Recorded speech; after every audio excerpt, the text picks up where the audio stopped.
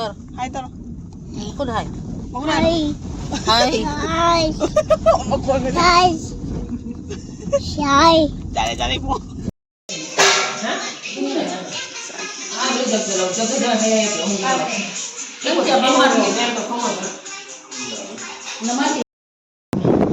Ai xong con hầu đấy mà am sẽ cái.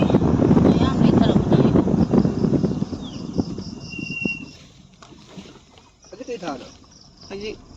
Nè.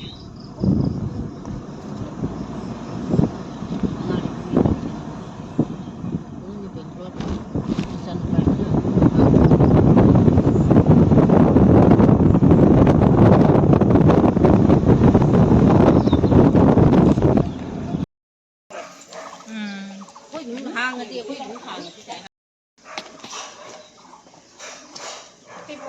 Sini hantar makan lagi hantar. Nama awak ni jom dari ko. Ai xong con. Just hai macam ni sih.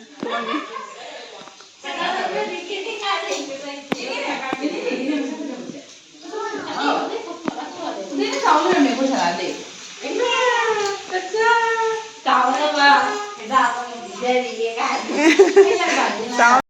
Mẹ mà khơi chụp photo khá là sụt tàu ghép phi hồng về ngày ta. Photo gặp chân mà bị cái giá phân. Hai macam ni sih.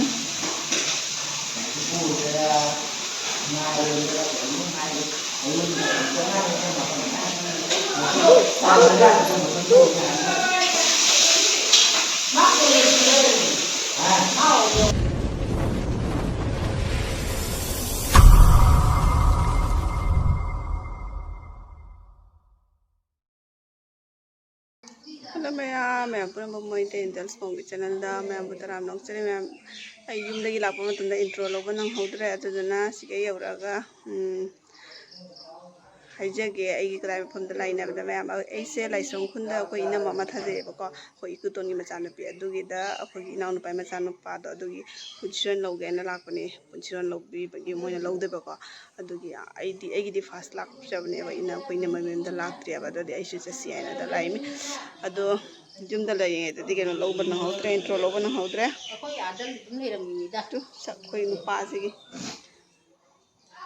Ado matang adum yung minasi ngasi vlog se phi ko hong dok lo ra ban yum da lai ngai da ji thok pat na mau ge to ban nau ngom mau de joi si ga la ga di phi ko hong dok ko to ko loi lo re ai sang phun da ne khoi lai se koi na mo gi jum su kui de ba ko chang hin ba sang ka ba kui de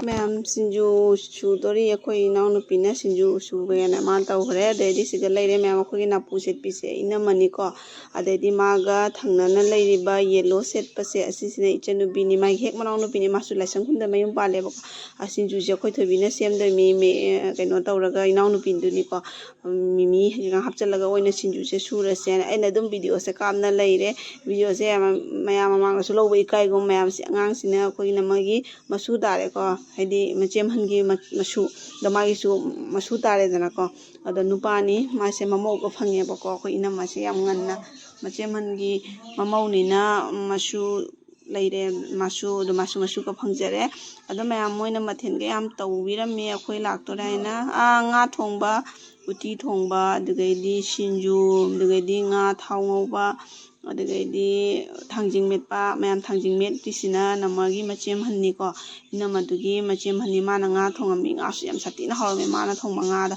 ade chak thirisina manamana te sorry mamau nu pini ko do moina mathen yam to pirami akhoi laktore aina ada angangi punchiron chatpase mayam akhoi na sigaisu kena tau na chat pani ko dege ma da moina angangi punchiron angangi fruit khangau khamtengo pine ye ba ko punchiron haiba se khamtengo ka lebi maboy mayum degi su laune lau loi baga dugai di sig mani thok pana mani mayum dei su laune ye ba ko da ai su han ma chat pani punchiron chat pa siga la o ai su mokpo lak ten duga di mo ga loina na chali me ba ko ai ga inaw nu pi ga dugai di akhai ai gi inam ton duga adege gi ai inaw nu pa ga khoi mari tawraga chale angang duga tawraga adege di ai na video se yam ꯁꯥꯡꯅꯒ ꯂꯧꯔꯛꯇ꯭ꯔꯦꯗ ꯃꯌꯥꯝ ꯑꯗꯨꯝ ꯃꯇꯦꯛ ꯈꯛ ꯂꯧꯔꯦ ꯍꯥꯏꯗꯤ ꯏꯀꯥꯏꯕ video ꯂꯧꯔꯦ ꯃꯤꯅ ꯀꯩ ꯍꯥꯏꯒꯅꯤ ꯈꯣꯠꯀꯅꯤ ꯋꯥꯈꯜꯅꯒꯁꯨ ꯑꯗꯨꯝ ꯆꯪꯉꯦ ꯑꯗꯨꯅ ꯚꯤꯗꯤꯑꯣꯒ ꯌꯥꯝ ꯁꯥꯡꯅ ꯂꯧꯔꯛꯇ꯭ꯔꯦ ꯃꯌꯥꯝ ꯑꯗꯨꯅ ꯚꯣꯏꯁ ꯔꯦꯀꯣꯔꯠ ꯇꯧꯔꯒ ꯑꯗꯨꯝ ꯍꯥꯞꯆꯜꯂꯕꯅꯦꯀꯣ ꯃꯌꯥꯝ ꯚꯤꯗꯤꯑꯣꯁꯦ ꯃꯇꯥꯡꯁꯤꯗ ꯑꯗꯨꯝ ꯂꯣꯏꯁꯤꯟꯖꯔꯒꯦ ꯃꯊꯪꯒꯤ ꯅꯦꯛꯁ ꯚꯤꯗꯤꯑꯣꯗ ꯑꯃꯨꯛ ꯃꯌꯥꯝꯒ ꯊꯦꯡꯅꯔꯁꯤꯀꯣ ꯃꯌꯥꯝ ꯚꯤꯗꯤꯑꯣꯁꯦ ꯌꯥꯝ ꯁꯥꯡꯗꯕꯅꯦꯀꯣ ꯑꯗꯣ ꯉꯁꯤꯒꯤ ꯑꯣꯏꯅꯗꯤ ꯃꯇꯥꯡꯁꯤꯗ ꯂꯣꯏꯁꯤꯟꯖꯔꯒꯦ ꯕꯥꯏ ꯕꯥꯏ